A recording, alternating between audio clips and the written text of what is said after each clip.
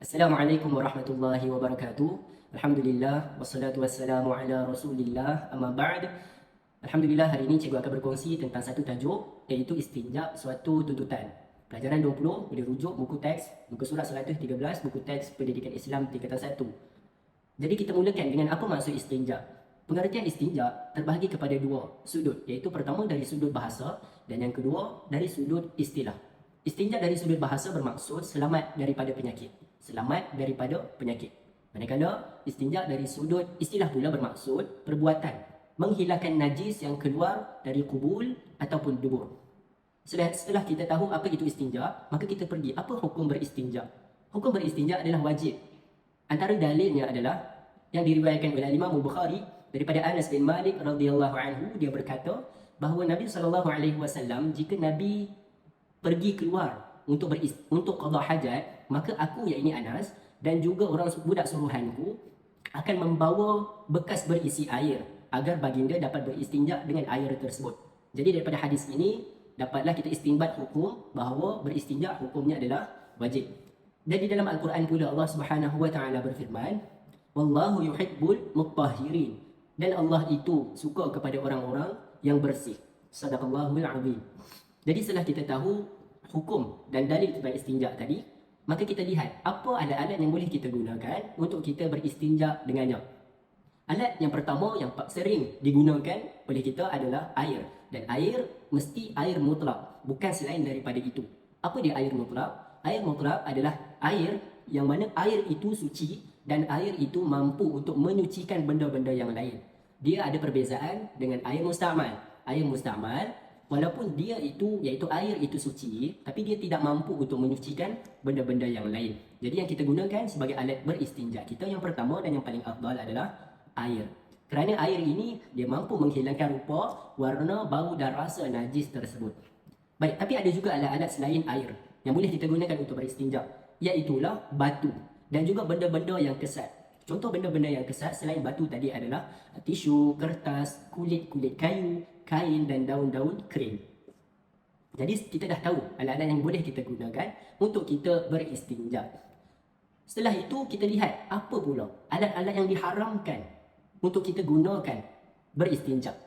Pertama adalah kertas atau bahan yang tertulis padanya ayat Al-Quran dan hadis, nama-nama Allah dan nama-nama Rasul. Jadi kalau kita pilih kertas sebagai alat untuk kita beristinja, maka kita perlu pastikan kertas tersebut tidak ada ayat-ayat suci yang telah disebutkan tadi.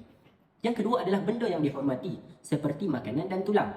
Jadi contoh roti gardenia, walaupun kita tengok dia sesuai untuk kita buat beristinja, tetapi ia adalah benda yang diharamkan kerana ia benda yang dihormati, iaitu makanan. Yang ketiga adalah benda yang berbahaya seperti kaca dan buluh. Sudah tentulah kita tidak akan menggunakan benda-benda ini. Nombor 4, benda najis atau benda yang terkena najis seperti najis binatang yang kering. Dan yang kelima adalah benda yang bernilai seperti emas, perak, sutra, dan yang paling dekat dengan kita adalah wang kertas. Sekalipun dia kertas yang kita sebutkan tadi boleh digunakan untuk beristinja, namun ia adalah sesuatu yang bernilai, maka ia tidak boleh digunakan untuk beristinja. Itulah bahan-bahan yang haram kita gunakan untuk beristinja. Seterusnya kita lihat apa kepentingan beristinja ini. Pentingkah beristinja? Maka kita lihat kepada hadis yang diriwayatkan oleh Al-Imam Al-Bukhari dan Imam Muslim di dalam sahih kedua mereka. Daripada Ibnu Abbas radhiyallahu anhu, dia berkata bahawa Rasulullah sallallahu alaihi wasallam pernah melalui dua kubur. Lalu baginda bersabda, sesungguhnya kedua-dua orang dalam kubur ini sedang diseksa. Dan mereka bukanlah diseksa kerana dosa yang besar. Seorang daripada mereka diseksa kerana selalu mengadu domba, manakala seorang lagi tidak bersih daripada kencingnya. Jadi tidak bersih daripada kencingnya, dia tidak beristinja dengan betul. Dan dia, orang seperti ini, diazab di dalam neraka. Wal'iyadzubillah. Kepentingan beristinja yang pertama adalah, sudah tentu kita akan mendapat pahala daripada Allah Azza wa Jal. Yang kedua, ibadah kita akan menjadi sah dan dapat dilaksanakan dengan baik dan sempurna. Maksud ibadah sah itu maksudnya ibadah kita betul mengikut apa yang telah diajarkan oleh Nabi. Seterusnya sudah tentulah kita akan dikasihi Allah Subhanahu wa taala berdasarkan hadis, berdasarkan ayat Al-Quran yang telah kita bacakan tadi dan juga Rasulnya. Seterusnya kita akan terhindar daripada jangkitan penyakit. Seterusnya badan menjadi sihat dan cergas. Dan yang terakhir adalah memberikan keselesaan kepada diri kita apabila kita bersih beristinja dan juga memberi keselesaan kepada orang lain. Orang lain pun selesa untuk bermuamalah dengan kita. Jadi kita lihat beberapa syarat beristinja dengan menggunakan benda-benda kesat. Ada syaratnya, bukan simply kita boleh guna secara terus. Yang pertama adalah alat yang kita nak gunakan tadi, alat itu sendiri mestilah suci dan bersih serta kering. Jadi alat yang basah tidak boleh, walaupun ia adalah tisu yang lembap, tidak boleh sama sekali. Jadi yang kedua adalah najis pada kubul ataupun dubur belum kering. Kerana kalau dah kering, sukar untuk kita buang dengan benda yang kesat. Seterusnya, najis tidak meleleh ke tempat lain seperti peha ataupun betis. Tiada najis lain yang melekat di tempat keluar najis. Jadi seterusnya, kita lihat apakah cara-cara beristinja yang betul. Ada 3 cara yang dibawakan di dalam buku teks. Yang pertama adalah cara yang paling afdal. Dan cara ini jarang dibuat oleh kita semua. Iaitu kita menggunakan batu dan kita menggunakan air. Selepas kita gunakan batu, gunakan air. Macam mana kita nak gunakan batu? Iaitu kita ambil batu tadi, kita bersihkan tempat keluar najis dengan 3 biji batu. Ataupun 1 biji batu yang mempunyai 3 permukaan yang berbeza. Jadi satu permukaan kita lap di kawasan najis kita pada satu permukaan yang berasingnya sebanyak 3 kali. Dan kemudian kita cuci dengan air, kita basuh dengan air mutlak sehingga kita yakin kawasan tempat keluar najis kita bersih. Itu adalah cara yang paling afdal. Adapun cara yang kedua yang sentiasa ataupun hari-hari kita lakukan adalah kita menggunakan air sahaja. Tidak susah, caranya hanya kita perlu basuh tempat keluar najis tadi dengan air mutlak, dengan air mutlak sehingga kita yakin bersih, hilang bau, warna dan rasa najis tersebut. Jadi yang terakhir adalah kita menggunakan batu atau benda-benda yang kesat, dan ini kita boleh praktikan ketika musim kemarau dan tiada air.